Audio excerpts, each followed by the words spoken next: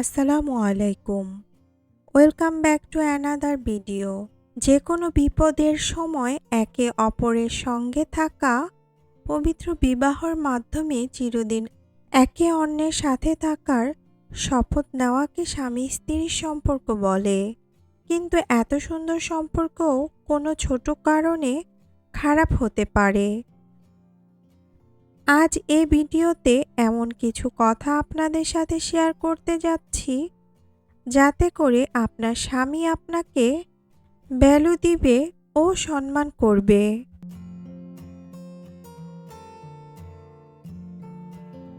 আমাদের মধ্যে অনেক গৃহিণীদের অভিযোগ থাকে যে আমার স্বামী আমাকে ভ্যালু করে না।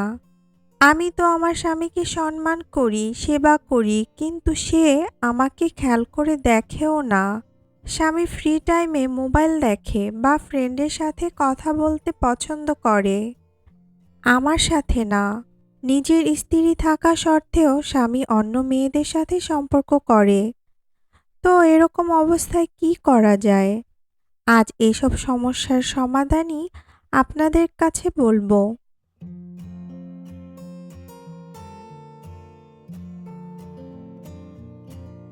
আজ আমি আপনাদের সাথে শেয়ার করব যে কি কাজ করলে বা কি কাজ না করলে আপনার স্বামী আপনাকে ভ্যালু দিবে।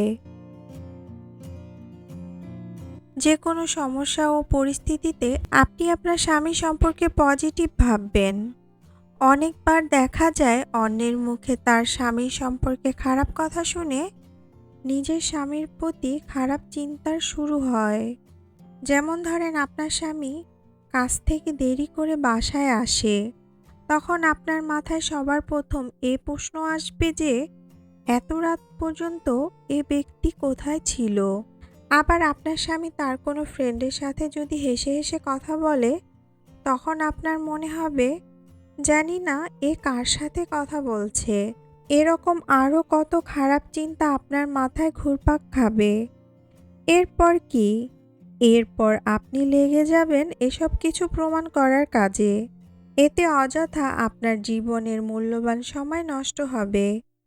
তো যত তাড়াতাড়ি পারেন এসব চিন্তা মাথা থেকে মুছে ফেলুন যে অন্যের স্বামী খারাপ বলে আমার স্বামীও খারাপ।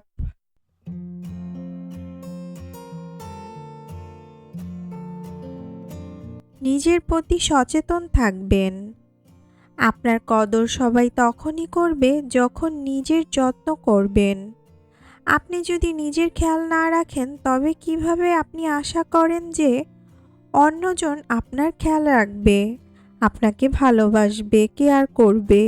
এজন্য নিজেকে ইম্পর্টেন্ট দেওয়া, নিজের খেয়াল রাখা অনেক বেশি জরুরি। ভালো পরিষ্কার কাপড় পরেন, ভালো স্বাস্থ্যকর খাবার খান, নিজের শরীরের খেয়াল রাখেন। আপনার যে হোপ আছে, যা করলে আপনার অনেক বেশি খুশি অনুভব হয় তা করেন। নিজেকে রিল্যাক্স রাখার চেষ্টা করেন। যখন আপনার স্বামী সাপ্তাহিক ছুটিতে বাসায় থাকে বা রাতে যখন কাজ শেষে বাসায় আসে, তখন যদি আপনি অগোছালোভাবে বাসায় থাকেন, আপনার খেয়াল না করেন, তো আপনি কিভাবে এটা আশা করেন যে আপনার স্বামী আপনাকে ভ্যালু করবে? যদি আপনার স্বামীর আপনার সাথে বসার ইচ্ছা থাকেও, তারপরও সে আপনার সাথে বসবে না।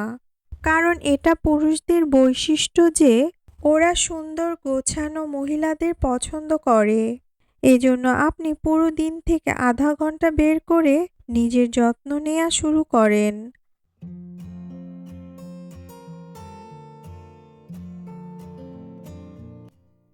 স্বামীকে পার্সোনাল স্পেস দেন।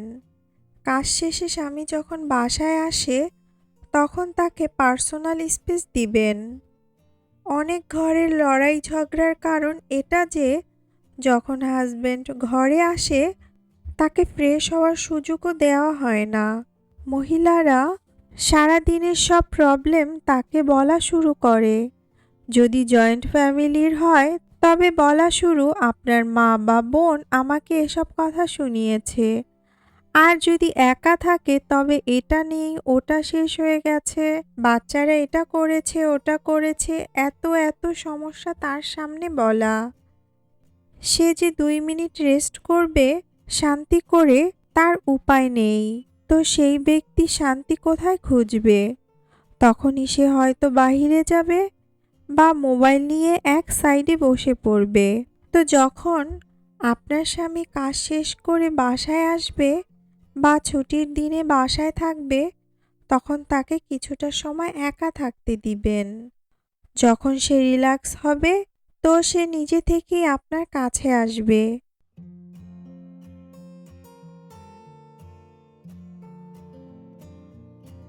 যখন আমরা সবসময় সবার জন্য অ্যাভেলেবল থাকি, তখন এমনিতেই আমাদের ভ্যালু কম হয়ে যায়। একটা কথা পরিষ্কার করে দিচ্ছি যে আমি কিন্তু আপনার স্বামীর কথা শুনতে মানা করছি না। একটা লিমিট মেনে শুনেন। যেমন ধরেন, আপনি আপনার বাচ্চার ডাইপার চেঞ্জ করছেন, আর অন্যদিকে আপনার স্বামী আপনাকে বলল, আমার জন্য ১ কাপ চা বানিয়ে নিয়ে আসো। তো আপনি কি করবেন? আপনার বাচ্চাকে ওই অবস্থায় রেখে আসবেন? না, তাই না? আপনি প্রথমে কাজ সম্পূর্ণ করবেন, এরপর আপনার স্বামীর জন্য চা অথবা কফি বানান। আর হ্যাঁ, যদি আপনি রান্নাঘরে কাজ করছেন, তখন যদি সে বলে, তখন আপনি সাথে সাথেই চা বানিয়ে দিতে পারবেন এবং তাকে গিয়ে দিয়েও আসতে পারবেন। কিন্তু যদি আপনি ঘরের অন্য কাজে ব্যস্ত থাকেন আর আপনার স্বামী বসে বসে বারবার আপনাকে বলতে থাকে যে আমার জন্য চা বানাও বা কফি বানাও, তখন আপনি সাথে সাথে করতে পারবেন না। যখন আপনি অনেক বেশি কাজে ব্যস্ত, তখন আপনি আপনার স্বামীকে বলেন যে আপনি এখন ব্যস্ত, কাজ শেষ করে তাকে চা বানিয়ে দিবেন। আর আপনি যদি তাকে ক্লিয়ারভাবে না বলেন আপনার ব্যস্ততার কথা, তবে সে বুঝতে না পেরে রেগেও যেতে পারে।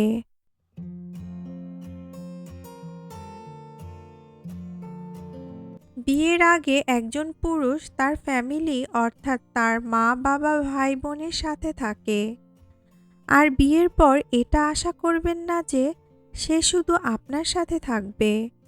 কারণ একজন পুরুষ স্বামী হওয়ার সাথে সাথে কারো ছেলে ও ভাই হয়। যেভাবে সে তার বাবা মা ভাই বোনের সাথে আগে থাকতো, তাকে সেভাবেই থাকতে দেন। যদি আপনি জয়েন্ট ফ্যামিলিতে থাকেন আর আপনার স্বামী জব থেকে আসার পর ঘরে এসে যদি সে তার মার রুমে যায়, তবে তাকে যেতে দেন।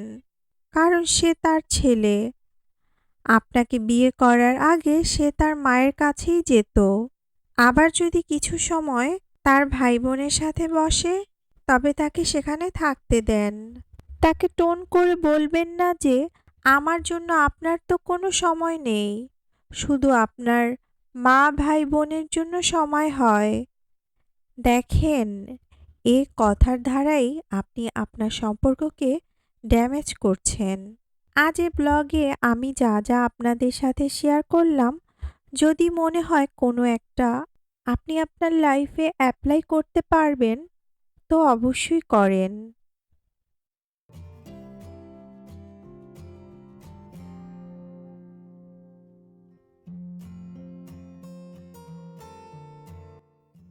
তো ভিডিওটি ভালো লাগলে চ্যানেলটা সাবস্ক্রাইব করতে পারেন।